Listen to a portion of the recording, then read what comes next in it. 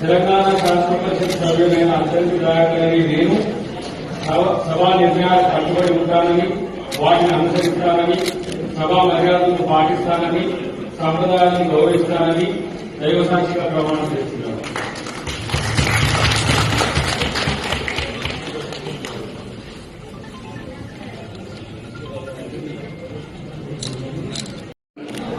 తెలంగాణ శాసన పరిషత్ సభ్యులైన అత్యంత దయాకరని నేను సభా నిర్ణయాలకు కట్టుబడి ఉంటానని, వాటిని అనుసరిస్తానని, సభా మర్యాదలను పాటిస్తానని, సంప్రదాయాలను గౌరవిస్తానని దైవసాక్షిగా ప్రమాణం చేస్తున్నాను.